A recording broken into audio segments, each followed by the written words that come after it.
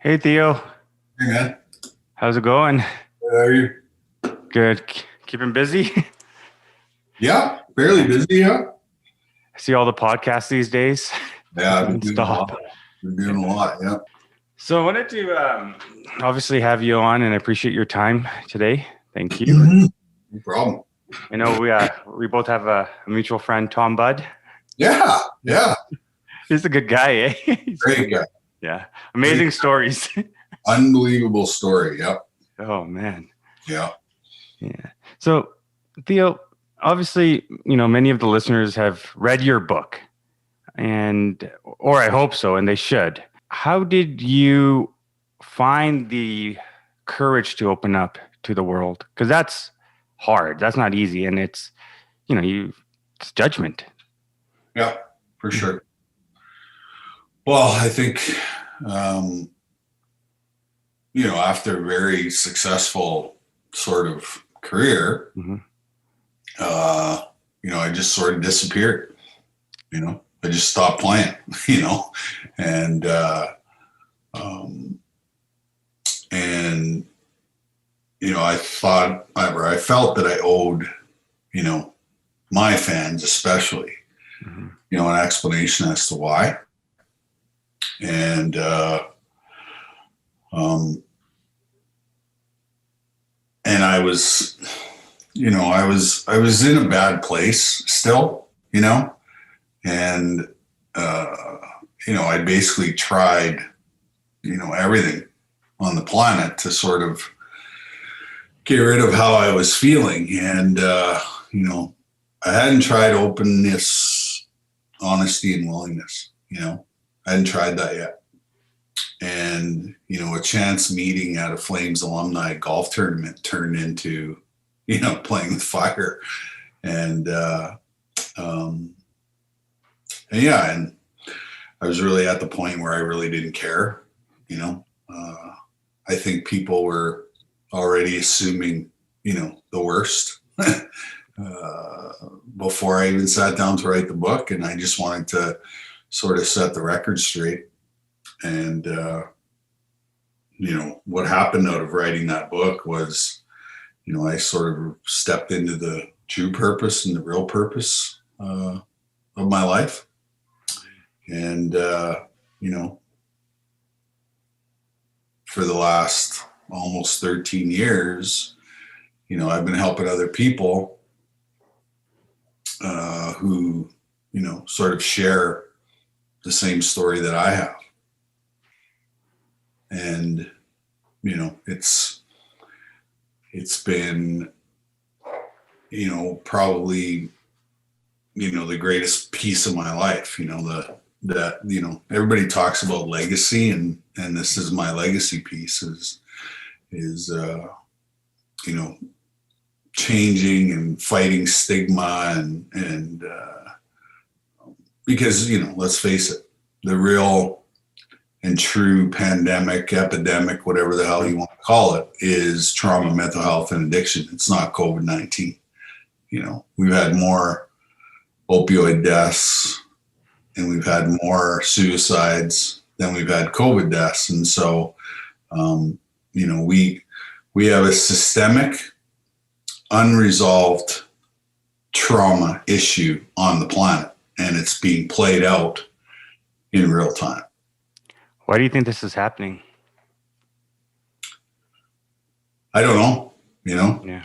I really don't know. Well, I think globally, it is the worst leadership in the history of our planet as well. These people absolutely could care less about human life. And, one of the worst addictions to have is the addiction to power, Oh, yeah. right? And when you have that addiction, you really just don't care about anything but yourself and gaining more power. And, When you were at the top of your game and the power was there, the fame, the money, Theo Fleury, you were scoring all these goals. How hard was it to control the ego? very hard, Yeah. very hard. I hated myself. because I lost where I came from, Mhm. I really did. And, I didn't like myself. And, I came from very humble surroundings, humble background. And, I let all that stuff, get the best of me. And, it's been hard to, sort of get back to some sort of normalcy, in my life. But, helping other people who are struggling is a really good way to, get rid of the ego and learn about compassion and empathy and, all those things that, I had in me. When do you think it changed? Was it when you had hit that top of game in your life where you're like, got it all, and my humbleness is gone now? Yeah. Well, I would say, like I said, I always had it in me. And unfortunately, when you get to the pinnacle of whatever success you dreamt about, but I was also, carrying around a lot of trauma that I hadn't even, sort of opened the box yet. Mm-hmm. And, it was a great way to mask, what I was truly feeling inside. And, that was, emptiness and loneliness and sadness and, all those things. And so the power, the fame, the fortune, the money, sort of just fed into, even suppressing all those emotions even more, and in the middle of it, like I said, I lost who I was, and I didn't like that person, but I was fed, a healthy portion of humble pie, on the way down. And, I think that sort of, when it presented itself, it was perfect timing, because I needed to get back to, that person that I always was. And I just, like I said, I lost that piece of me, and the universe, or God, Allah, Buddha, Jehovah, whatever the hell you want to call it, they have an interesting way of showing you, those things that you need to see. And, part of the addiction was to, get to the proverbial rock bottom so that I could, They say rock bottom is a perfect place to start a new journey and a new life. Yeah, Clean slate. Yeah, it is, because you got nowhere else to go but up. So, I just want to say thank you I read your book, and 113 days sober today for me. So, oh, wow. That's awesome. Micro days, right? So, yeah, well, one day is a miracle, right? No one really realizes the struggles we go through in life. Yeah. And you don't, and I don't publicize it. That's the other thing. Right? No, but like, I very much dislike the word addiction, because it has a lot of shame attached to it. Mm-hmm. And really, at the end of the day, it's emotional pain management, right? Mm-hmm. Is we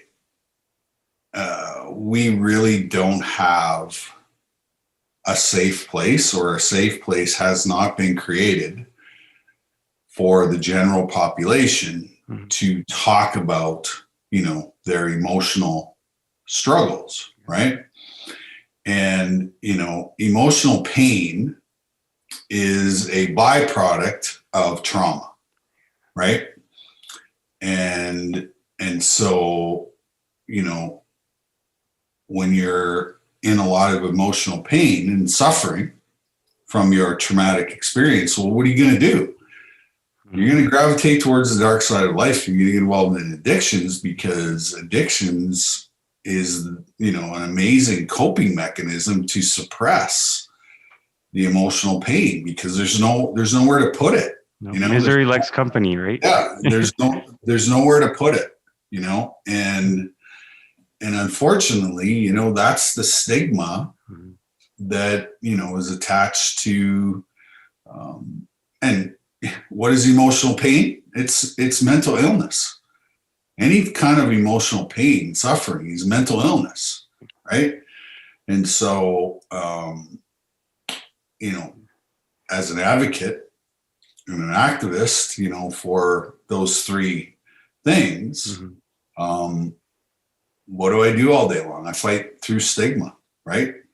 I have conversations, getting rid of the stigma, because, if you have mental health challenges, guess what? You're in the majority, not the minority. Oh, yeah. And the reason why, mental illness is skyrocketing and suicides are skyrocketing is because people don't know what to do, right? In Calgary alone, indirectly, the people I know in the restaurant industry, 6, 7 of them suicides the last few months. That's the only ones I've heard of. It's just kind of what's going on. People are just done. They're fed up with life. And most times we think we're okay. We don't have these issues or challenges. I think there's a new stat is like 4 out of 5 actually probably do have something wrong. They just don't want to face it yet. Yeah. Yeah. That's why, all these mental health campaigns who basically start the campaign by saying 1 in 5 or 1 in 4.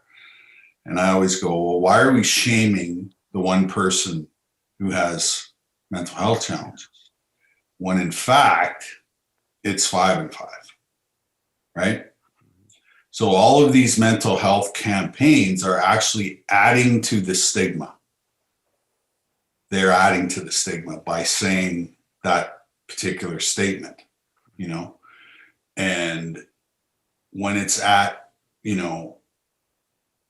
these pandemic proportions, it takes everybody to get out of this, right? And so there's 4 out of 5 people out there walking around who are saying, nothing wrong with me. It's all good. But in my own research, it's 5 and 5, because pretty much every person I talk to knows that I'm an advocate for mental health. We end up eventually talking about mental health, and a lot of people, express the fact that, I got nobody to talk to, I'm afraid of being judged. I'm afraid. Well, part of having mental health challenges is fear, Oh, yes. So you're just adding another layer onto the fear that you already have, that, I can't talk about this. And I'm telling you, the only way out is through relationship. That's the only way out of it. Is I need to talk to somebody. I need external help. I need an external brain, Of course, to come in and help me. Right. There's another thing, especially during these times, you can, isolation, and you get stuck in your own mind already. Yeah. The double whammy right there. Yeah. It's not a good place to be, especially if you have depression, Would you say you had depression? Oh yeah. Yeah. Still do. Still do. It's a struggle. Especially for me in the wintertime, because in the summertime I'm at the golf course every day. That's where I live, the golf course. And it's my medicine, that's my medicine. It's like meditation, and, I get all my vitamin D, and I get all my relationship stuff because I'm playing with other people and around other people. And so, it's a lifesaver, and it's your escape. Yes. Yeah. I played 140 rounds last year in a 5-month span, so. What's one of your favorite courses in Alberta, I guess? Oh man. Kananaskis is right up there. I enjoy going out to Invermere. There's some great golf out in Invermere, which is BC, but there's so many great courses. Yeah. I'm a member at Cottonwood. Oh yes. In Calgary here, and love it. It's down by the river. There's no highway there, so there's no noise. Cell phones don't work down there, so it's a pretty great place. I saw you at a virtual golf simulator the other day. Yeah. A few weeks ago. How was that? It was fun. Yeah. It's obviously not the same as playing real, but it's a good way just to get out and get some exercise. Was it fairly accurate? Yeah, actually, I was quite surprised. That. For like 5 years, I've been wanting to start this podcast. I couldn't start it until January. I was like, okay, I'm ready to face myself, look at myself in the mirror, and just go. I was so scared for some reason. I don't know why.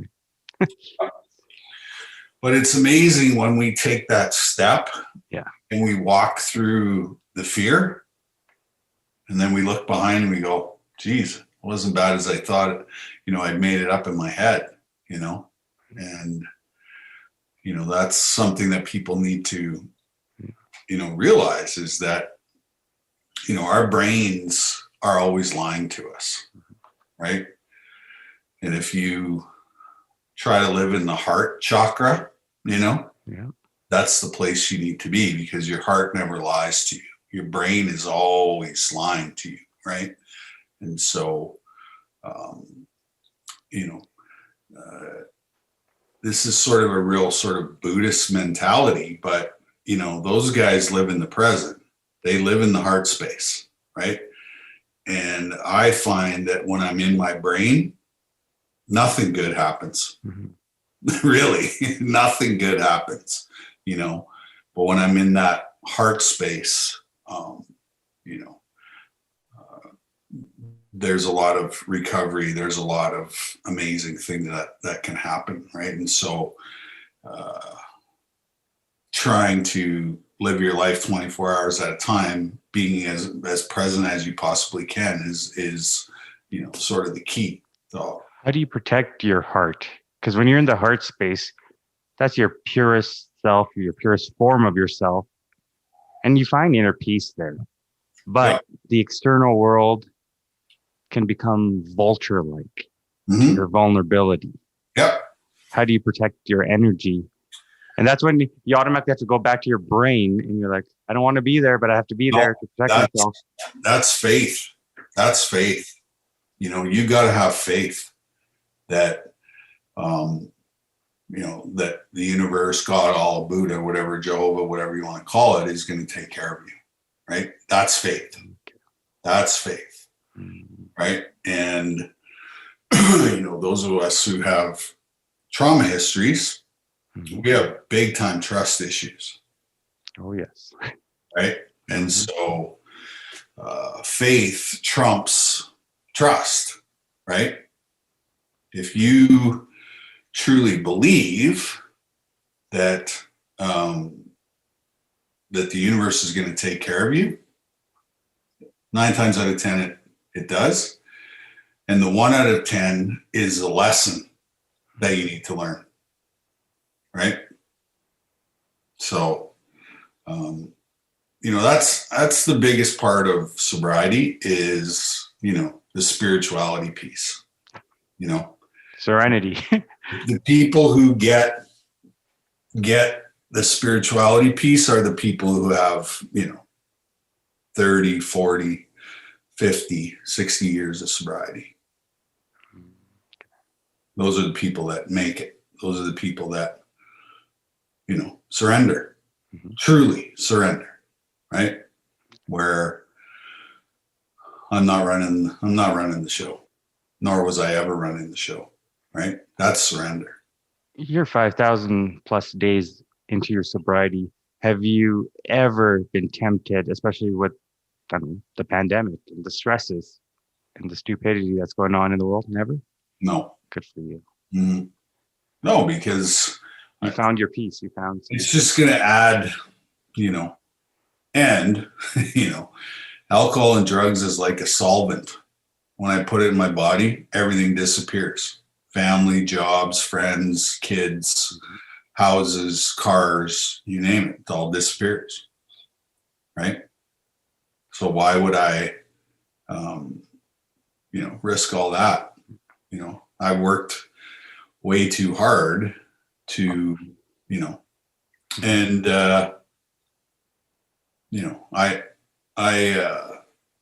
I need to sit in my own shit, because I need to acknowledge how I'm feeling and be okay with whatever, comes to the surface.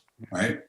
But I also have an amazing group of support that, that I can lean on, that I can talk to and, get through it. I don't need alcohol and booze anymore to numb out, the negative emotions that I feel.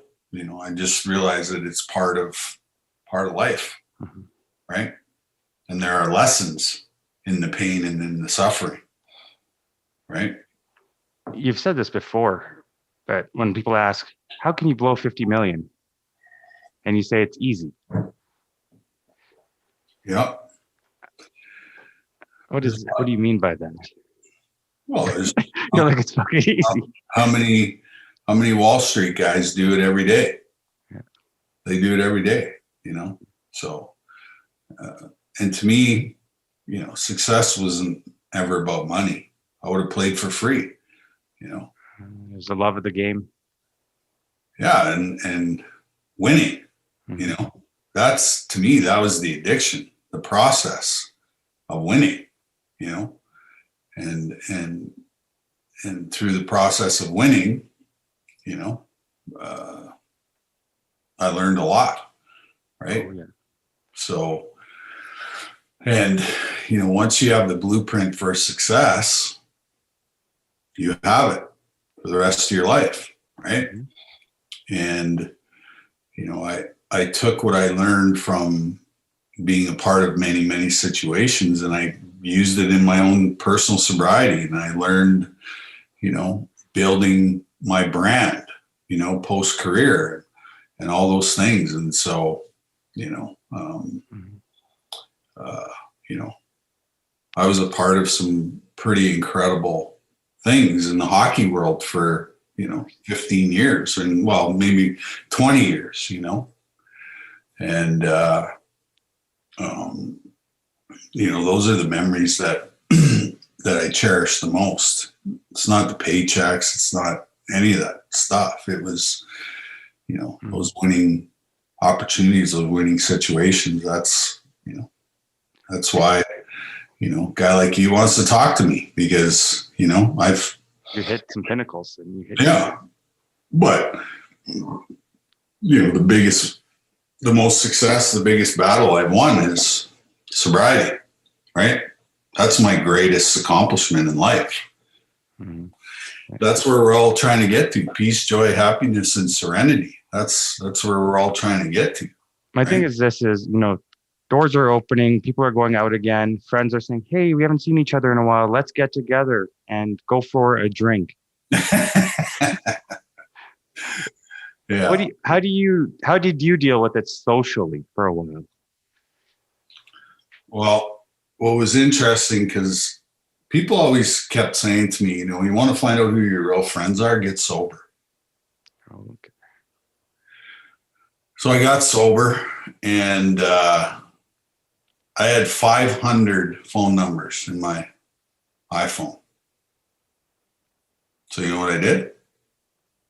I called all 500 numbers, and I said, listen, I made a choice, made a decision, not drinking, not doing drugs, not going to bars.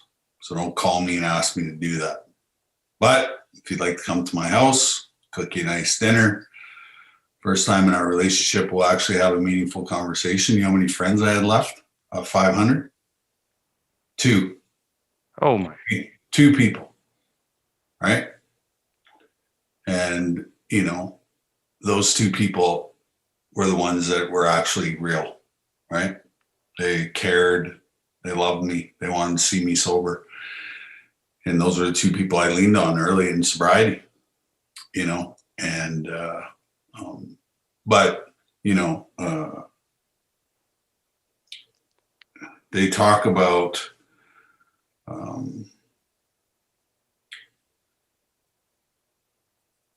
it's not about promotion. It's about, just going out and living your life. And what's really interesting is the 498 have come back, because I just went out, took care of my shit, and all that. And these 498 would see me around and they'd be like, "Man, do you ever look good? Like, what are you doing?" I said, "Well, I got fucking sober. That's what happened," And then that invited them into that conversation, because they would say, "Yeah, I've been drinking too much, or I've been doing this and I've been doing that." And I'd say, "Well, here's my number, call me. I'll help you." Can you go to a bar now or to a restaurant and be around alcohol but not drink and feel okay? Yeah, it's not one of my favorite places to go. I only go if I have to, so, that's not.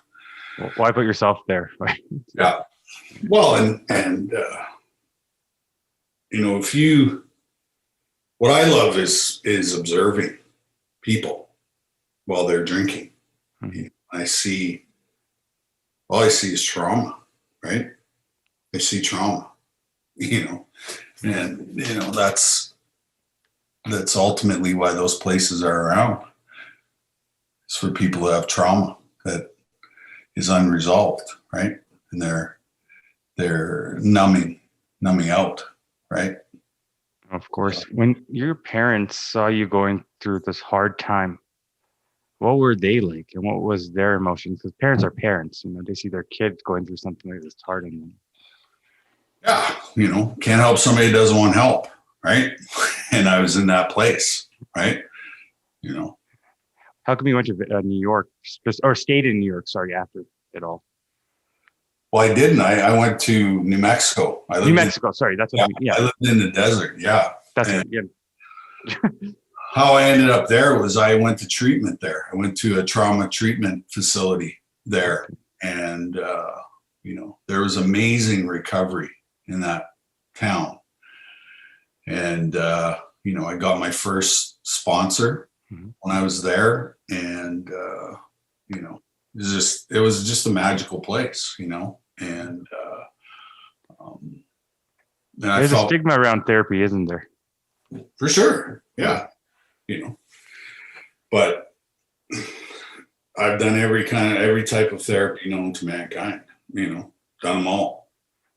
What was the greatest form for you that really kind of set you, or did they all come together and make you? Yeah, I think I've taken something out of each experience and put it in my toolbox, and that I use on a daily basis, right, to stay clean and sober, and relatively anger free, but I love EMDR therapy.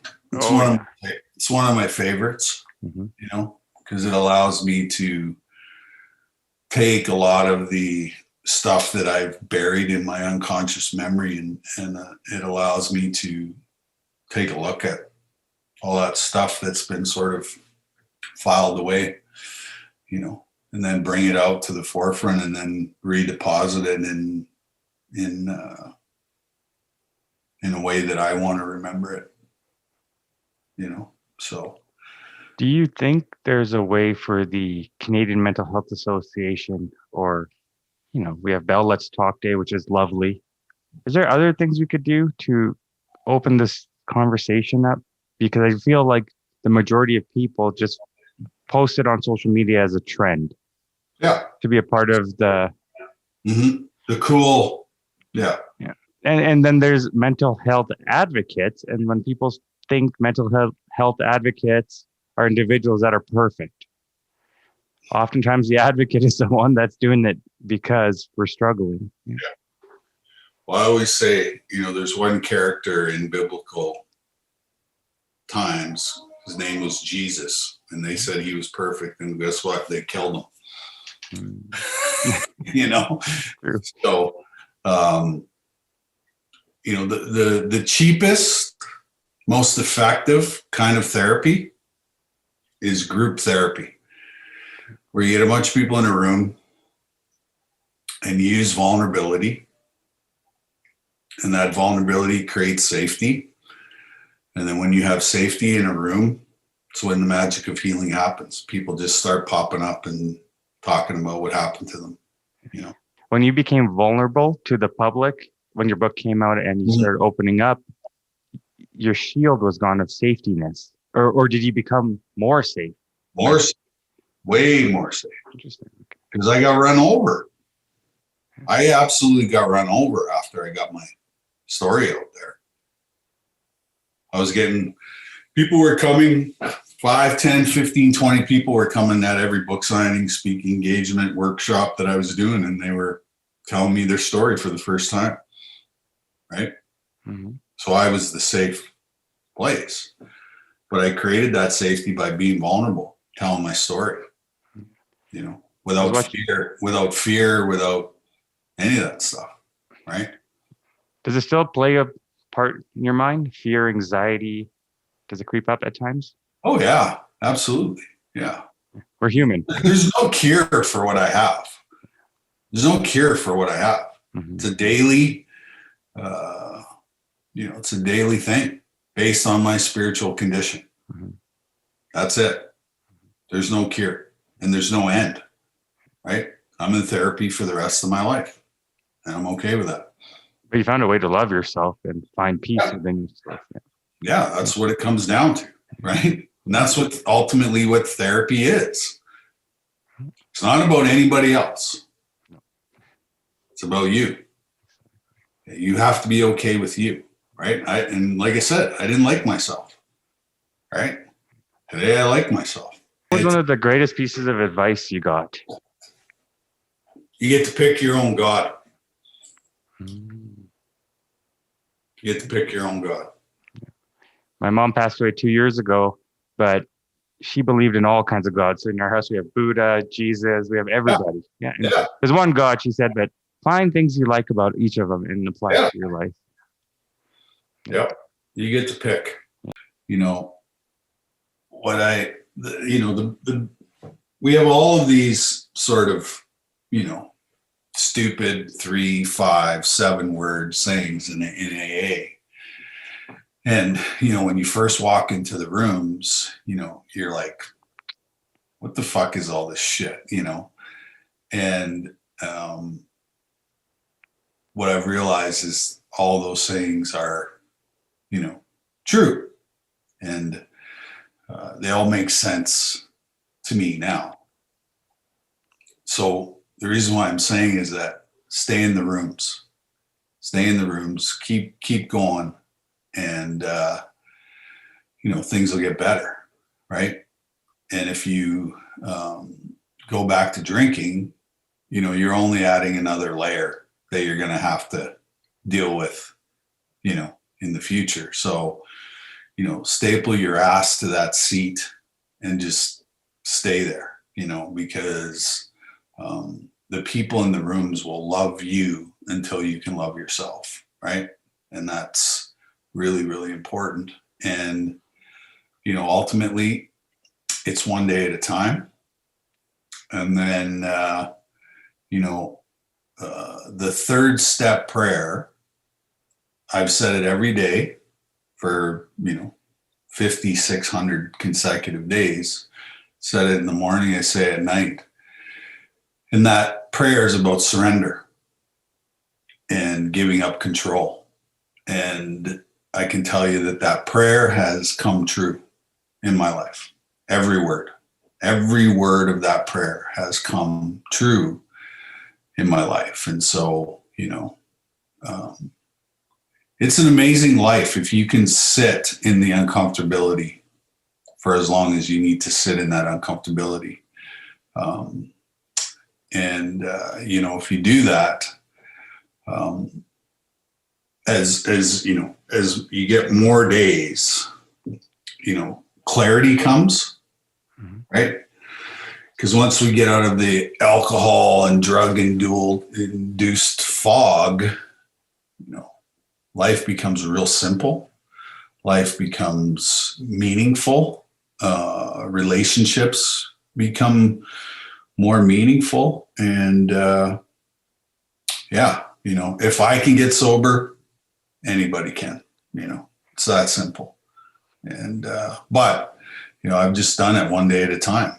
That's why I don't talk about it in years, because it's not about years. It's about days, right? And my dad has 35, almost 36 years of sobriety. He tells me every day, I'm going to drink tomorrow. I'm like, what the fuck are you talking about? He says, he says, tomorrow I might drink, but he says, today I'm not. Right? And as long as I don't drink today, life will get better. It's that simple. It's not rocket science. We come into the rooms as rocket scientists, right? We know everything. And you need to get to humility, right? And we stay in the rooms long enough, your ego will go away, right? Because the ego is the thing that gets us in trouble, right? And if we can stay in the room long enough to go through those steps, right? What is it after step 5? We humbly ask God to remove all these defects of character, right? Oh, yes. Yeah. Yeah. And one of those defects of character is ego, right? That's why the first word is humbly ask, right? So, it's, every day is not rainbows, unicorns and pixie dust, I have, I have an addiction. And if I don't take care of that addiction, my life is less meaningful, more chaotic, more drama, because part of the disease is being addicted to drama and chaos, right? And if there is no drama and chaos in our life, what do? We go create it, because that's the only place we feel safe, is in that drama and in that chaos. But eventually what we figure out is, living in that space is exhausting. It's exhausting. And, it's about, it's like, the ultimate gift of sobriety is peace, joy, happiness, and serenity. That's where we're all trying to get to. And, it's a bumpy road at the beginning, because we don't know, nobody's ever taught us anything different. So we have to relearn, all those things. And they say the day we take our first drink is the day we stop maturing as people, right? Because the only thing that we think about as alcoholics and addicts is getting loaded. That's it. It's the only thing. It's the only one thought we have, right? And so,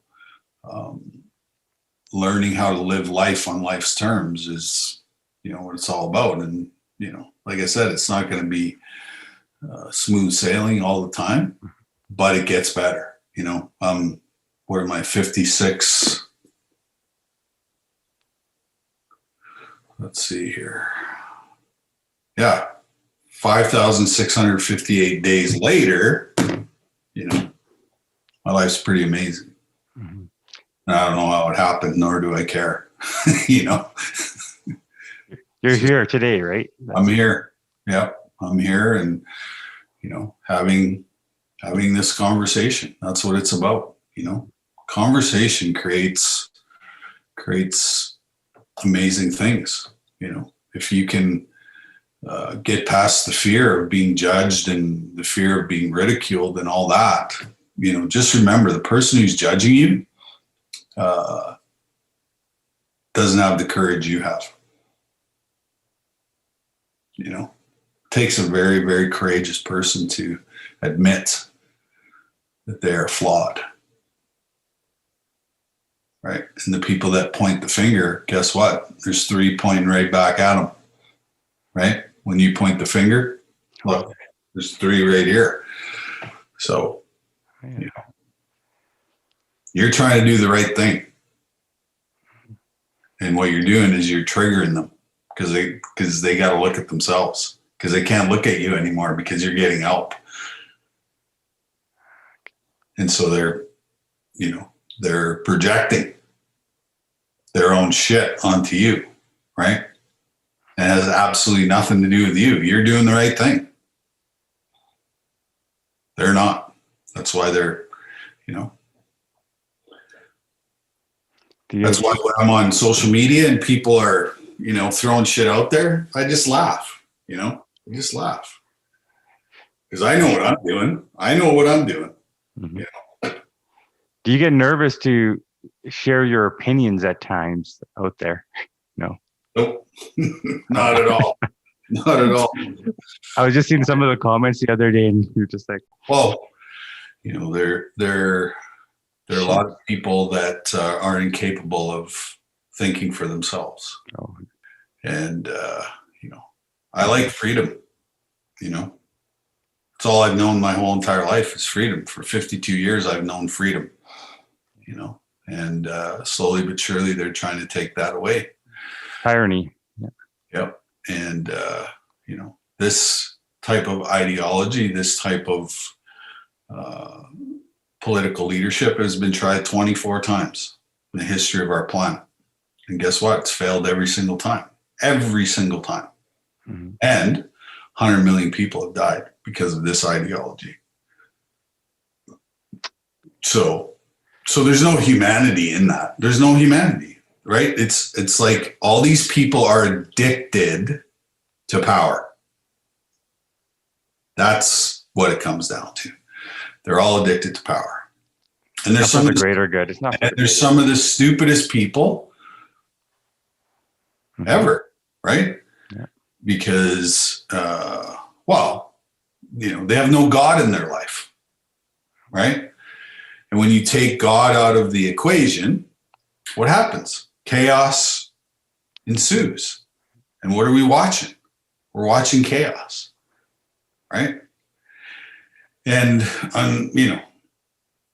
they eventually eat themselves, right? Because they can't share the power, right? They eat themselves, but who gets hurt in this process? That's well, obviously we do. And it takes about 20 years for them to devour each other, right? Well, we're already seeing it. The Democrats are absolutely burying this Cuomo guy in New York. So it's already happening, mm-hmm. right? It's already happening. But eventually, unfortunately, it takes like 20 years for them to eat themselves, and, unfortunately, we got to watch it and we got to be a part of it.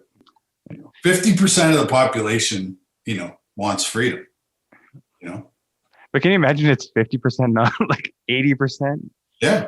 Well, if you think the government's going to save you, you are in for a very rude awakening. Even here in Canada. That's not their purpose. No. It's not their purpose. No. We need less government, not more. Yeah. This is what happens when you have more government, right? This is what happens. Exactly what we're a part of right now is what happens when the government's too big. A fuckery and a shit show. Yeah. Theo, before we go now, I was wondering, do you mind if we do the step 3 prayer together? Sure. Yeah. Would you like to go through and say it? Yeah. Yep.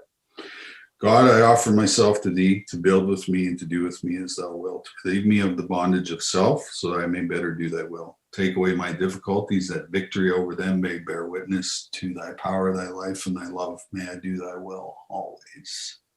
Amen. Amen. Thank you, brother, for today. Yeah, thank you. That was good. Yeah, right. Awesome. Go Flames. Flames are on fire. They are 3 and 3. Daryl's good, eh? He knows what he's doing, man. Yeah. Good Well, stuff. it's accountability, right? Mm-hmm. It's accountability. Yeah. Just like in life, we all need to have accountability. Mhm. You know, when we have accountability, we have to look at ourselves.